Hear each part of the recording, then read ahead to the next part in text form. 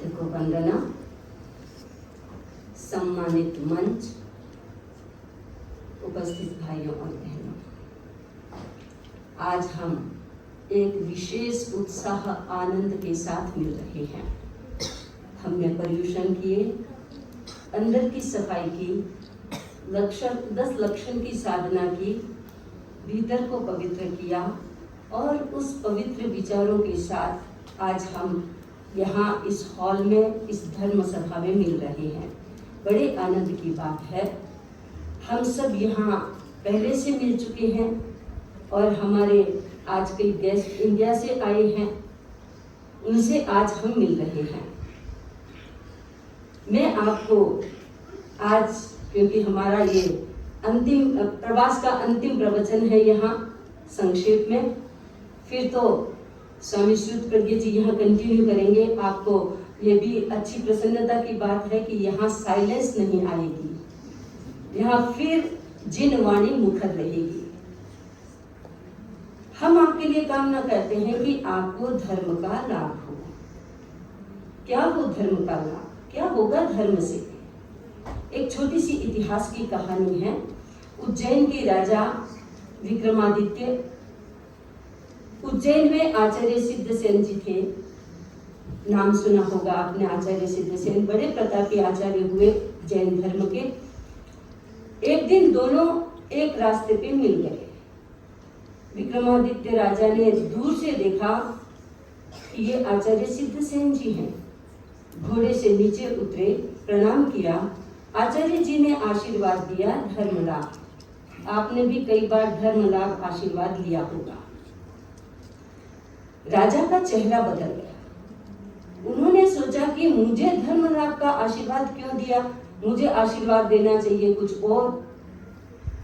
तो देखा आचार्य जी ने कि मेरा आशीर्वाद पसंद नहीं आया, तो आचार्य जी ने पूछ लिया क्या बात है।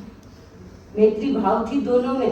राजा ने भी खुल के बता दिया, आचार्य जी आप मुझे धर्म लाभ का आशीर्वाद क्यों दे रहे हैं? मैं एक राजा हूँ, मुझे आप आशीर्वाद दीजिए लक्ष्मीमान भाव। आचार्य जी ने कहा कोई बात नहीं, मैं ये आशीर्वाद दे सकता था, लेकिन लक्ष्मीवान भव भन्यते यदि च तत् वारांगना नामपि। मैं तुम्हें कहता कि लक्ष्मीवान भव, तो लक्ष्मी तो वारांगनाओं के पास बहुत होती है। राजन, जितनी लक्ष्मी आपके राज्य में, आपके पास में है, आपके भंडार में है, उससे कई गुना लक्ष्मी जो राज नर्तकियां होती हैं उनके पास है। तो लक्ष्मीवान भव यदि मैं आशीर्वाद देता तो आपके लिए वो उचित नहीं लगा, इसलिए मैंने नहीं दिया। आचार्य जी ठीक बात है, समझ गया, लेकिन आप कह सकते थे संतानाय, आप बहुत पुत्रों के बाप बने, पिता बने, ताकि एक विक्रमादित्य है, यदि सैकड़ों विक्रमादित्य होंगे तो इस राज्य का कितना उत्थान होगा, कितना विकास होगा। तो उन्होंने कहा संतानाय च पुत्रवान यदि भवत् तत् कुक्कुटा नामपि। यदि मैं संतान का आशीर्वाद देता तो कुक्कुटों के कितने होते हैं, पशु पक्षियों के कितने बच्चे होते हैं, क्या फायदा। दुर्योधन कितने भाई थे? 100 भाई थे, क्या फायदा? फायदा नहीं है। बहुत सारी संतान हो जाए, मायर जन तो एक जन का दाता के सूर, नहीं तो रह जे बांजरी मति गमा जे नूर। एक पुत्र ही, एक संतान ही बहुत बड़ी होती है राजन। ये जो छोटे मोटे जीव जंतु होते हैं उनके बहुत बहुत बच्चे होते हैं, पर फायदा नहीं होता। ठीक है आचार्य जी, समझ में आ गया। लेकिन आप कह सकते थे दीर्घायुर्भव, तुम्हारी लंबी उम्र हो, ये तो आप आशीर्वाद दे सकते थे।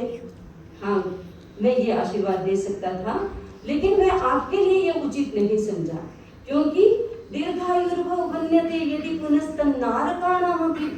नार के जीवों की कितनी लंबी आयु होती है? बहुत बहुत, 33 सागरोपम, कितना लंबा आयुष्य, पर करते क्या है? कोई फायदा नहीं।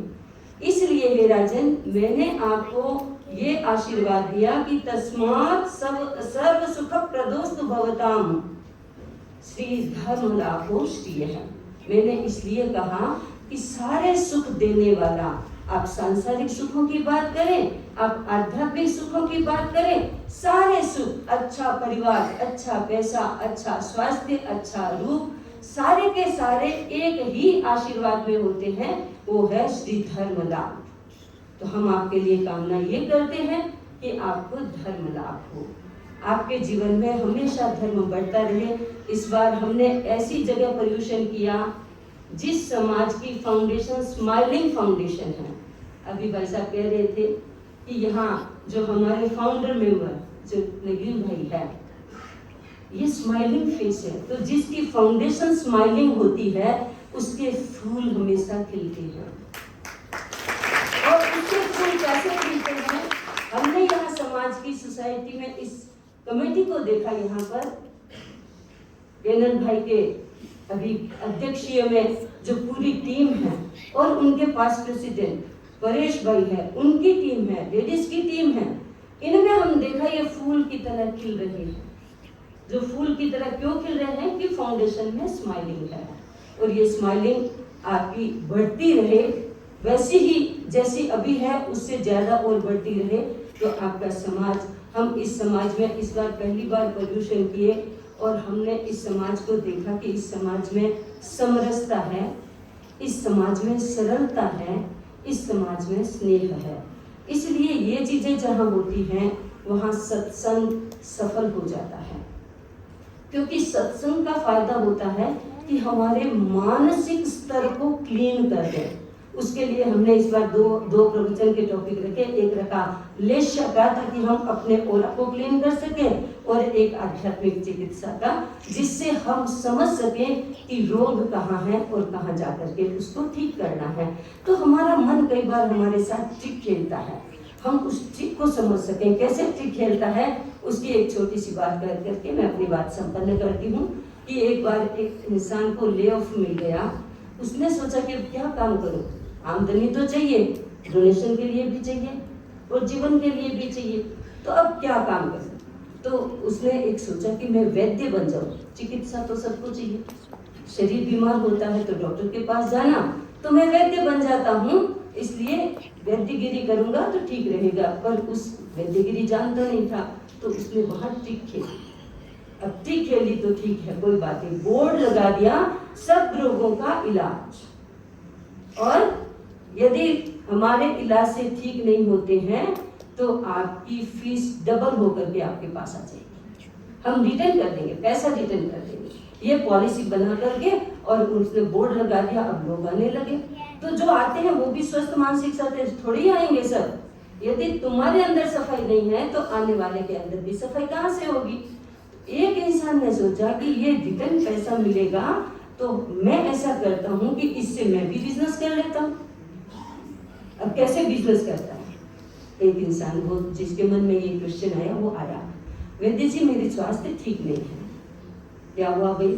मेरी टेस्ट है, जीभ का टेस्ट चेंज हो गया, मुझे पता ही नहीं चलता स्वाद कौन सा मीठा, कौन सा नमकीन, कौन सा खारा। कोई बात नहीं, उसने अपने सेवक को कहा जाओ 3 नंबर की दवाई लेके आओ। 3 नंबर की दवाई मुंह में डाली, अरे अरे ये क्या दिया है, ये तो पेट्रोल है। उसने कहा देखो आपका टेस्ट आ गया ना, ये दो फीस 500 रुपीज। अभी रुपीज में बात कर लेते हैं, हमारे इंडिया से लोग आए, बड़े दानवीर होते हैं इंडिया वाले लोग। और अब इनका जैसे अपने पूरी कहानी सुनी, इनके पाउच खुले ही रहते हैं, वो बंद नहीं, चैन जिप नहीं करते हैं। तो 500 रुपया दे दो फीस, ठीक है। अब उसने सोचा कि मैं तो गया बिजनेस करने, लॉस करके आ गया, वापिस जाता हूँ।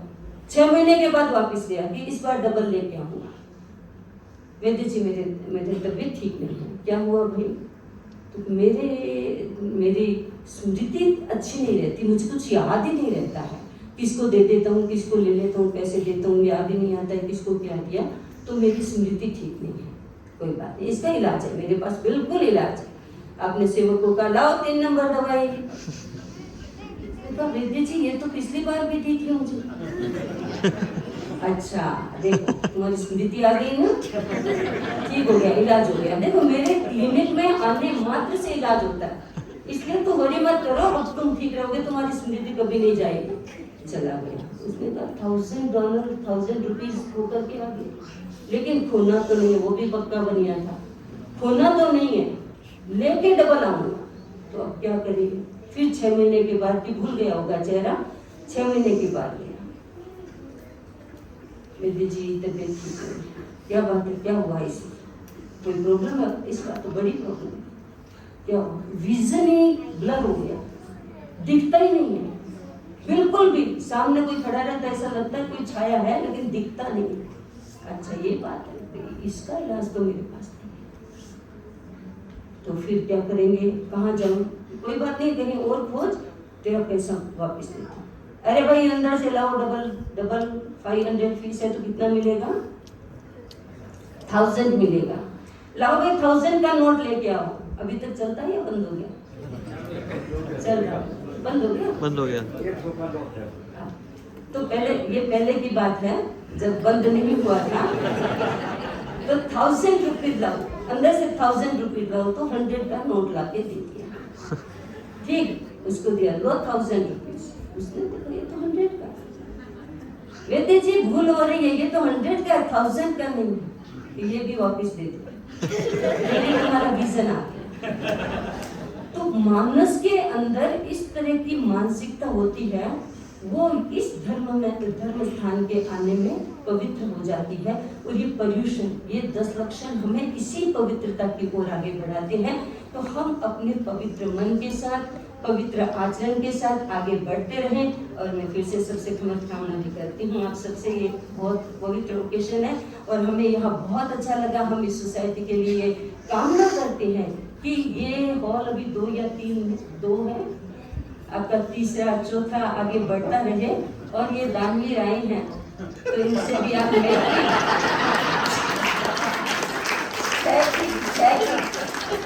जोड़ी है, इनसे अच्छी मैत्री कर लीजिए आप। तो आपका शायद, मैं सोचती हूँ नेक्स्ट कभी आप उनको बुलाएंगे तो फिर ये तीसरा चौथा आगे हम देखने को हमें मिलेगा इसी बात के साथ।